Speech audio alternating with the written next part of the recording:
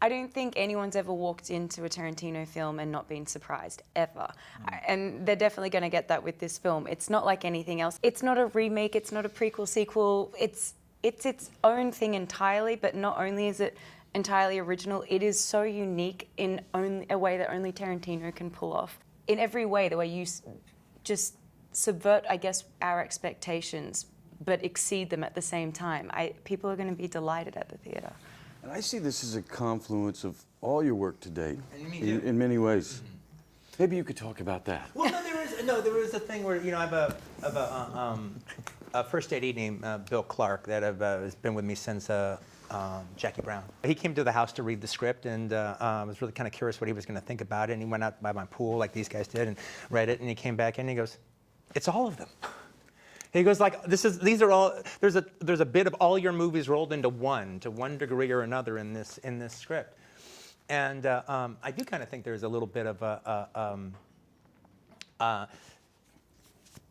look at this as my 9th movie, but then I think you can also look at it to some degree as like, okay, you can also look at it when it comes to a director's career where their films are focused, they didn't do a job, then maybe all the movies are one movie.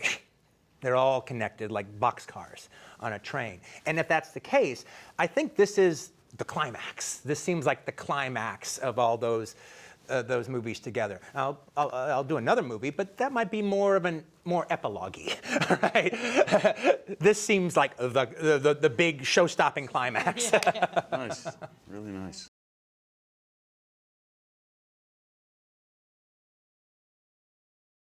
Not only is he forensic in sort of picking up, showing an audience a specific time period and a certain culture, mixed with fairy tale, mixed with sort of this, I don't know how to describe it, but this sort of tableau of memory that he has. All these things sort of fit in a very unique way that you don't see in modern filmmaking. And that's why it's so incredibly exciting to work on his movies, because there's this unexpected nature. Every day you're on set, you don't know what exactly is going to happen. And everyone feels incredibly energized and excited to be there because there's the great unknown. But we had the benefit with these characters of getting this incredibly rich backstory. We had an entire history together that he wrote for us. So even though it's a sort of day in the life of these two sort of outcasts of Hollywood that are trying to fit their way into a changing culture and a changing industry, there was an immediate familiarity with who these people were because we knew so much about our past, and it was so easy to fit in those shoes. And I was surprised how loose you are on the day. Mm-hmm. I mean, because the scenes are so specific and so well orchestrated, you would think they have to be planned out. I would think they'd have to be planned out to the end, and yet still, when we get there on the day, there's a total looseness and freedom, like a trust in what you're going to capture that day within the confines of the. Well, you know, that actually kind of is one of the benefits of having a career that spans more than 20 years. Is at a certain point, you have your big set pieces, and they probably have to be right on, But other than that, it's like, I don't think about shot lists or anything until I get to the set that day. Was Reservoir that same way? Or did you come out? Well, eventually it was. First, because it was, wow, this is the first time I'm ever going to do a movie. So I had to have everything shot list just so everyone would have trust in me. Mm-hmm. But it was a 5-week shoot. Somewhere mid-3rd week, I started leaving my shot list at home. I started feeling comfortable enough now to just to rehearse the scene and figure out the shots from that point on. And from that point on, that's always kind of how I do it. I mean, when you see us handing around shot lists and stuff, I wrote them that morning. Mm. Normally it's a situation where it's like, if we run through a dialogue scene before I send you guys to the chair, all right, so we do it, and like, okay, go to the chair, and then I sit down at a table and I lay out the shots. Okay, give it to Bill. Okay, this is what we're doing today. I have to admit something. What? I have one of those. Oh, you wrote something.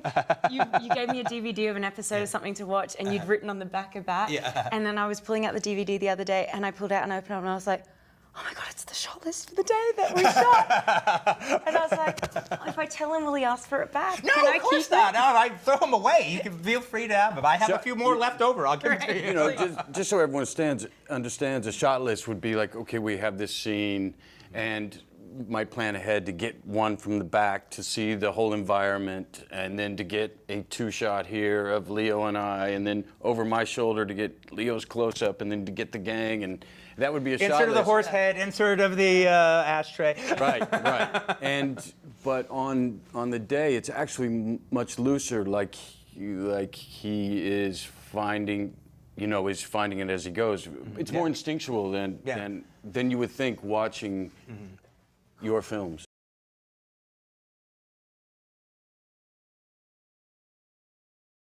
We have a little mantra that me and the crew have been doing for a long time, where it's where we say, okay, we've got it, but we're going to do one more. And why are we going to do one more? And then the whole crew screams out, because we love making movies. And we do. We're living a great life that we're just absolutely blessed to live it. And by the way, everyone does it with no embarrassment. Everyone's you scream in. it at the top of your lungs. Everyone's in. You know, honestly, on set, it's kind of like this. It's like a I don't know. It's like an independent sort of student film, yet at an incredibly high budget with a lot of pressure. Like there's endless possibilities.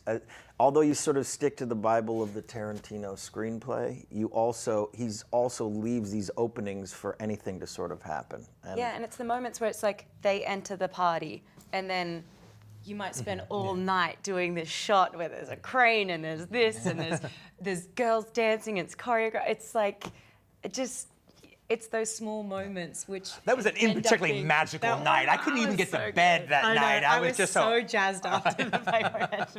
It was so fun. And then you stop every 100 rolls of film and celebrate and have a drink and have a little party, and no one else does that. You can't do that. One of the things Brad said earlier today that I couldn't agree with more is the idea that this is our lives. So as important as it is that we try to do movies that we care about and we put all our hope into, and hopefully we have good results at the end, as important is the experience of making the movie, because this is our lives. So if we're going to dedicate months, and in some cases years, to something, then we owe it to ourselves to enjoy it. We owe ourselves to appreciate it, to really have a great time. Everybody on the set, this is their life. So let's live it.